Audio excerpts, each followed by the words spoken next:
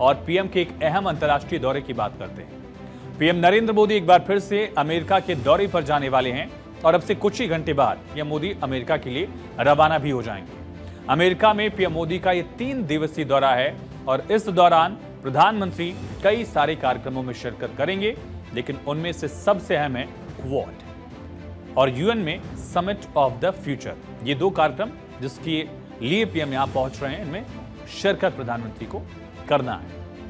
21 से यानी कल से पीएम का ये दौरा शुरू हो जाएगा और 23 सितंबर तक पीएम का ये यूएस दौरा है। 21 सितंबर को क्वाड में पीएम शिरकत करेंगे, जो सम्मेलन है।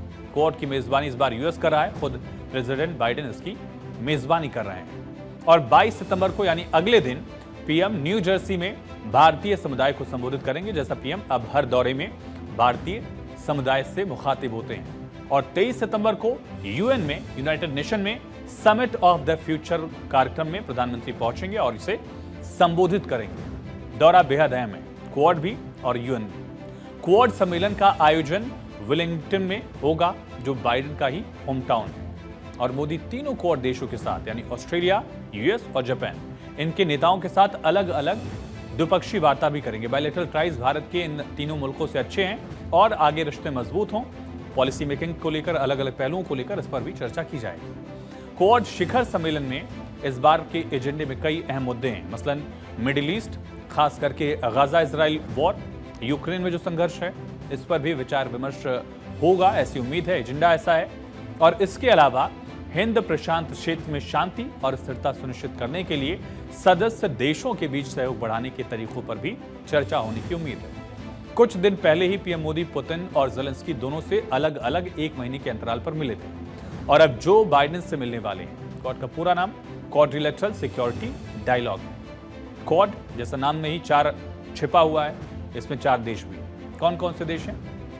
खुद यूएस जो मेजबान है, भारत मेहमान है और 2 और मेहमान देश हैं, वो हैं ऑस्ट्रेलिया और जापान। एक तरह से चीन की घेराबंदी करने वाले ये मुल्क हैं और रणनीतिक लिहाज से चीन की मुखालफत भी ये चारों देश करते रहे। करीब 1.5 दशक पहले क्वाड का पूरा जो संघ है, संगठन है, उसे बनाया गया था, लगभग 2007 के दौरान। ये मंच समुद्री सुरक्षा भागीदारी के लिए तब बनाया गया था। इसमें संयुक्त नौसैनिक अभ्यास भी शामिल है। शुरुआती दौर में इसका कोई बहुत ज़्यादा एजेंडा नहीं था, बहुत ज़्यादा मीटिंग्स नहीं होती थी, बहुत ज़्यादा काम भी नहीं हुआ, लेकिन हाल के दिनों में खास करके 2017 से क्वाड फिर से एक्टिव हुआ और क्वाड का बनना सबसे ज़्यादा नागवार गुजरा है चीन को। वो इस मंच के बनाए जाने पर खफा भी हुआ।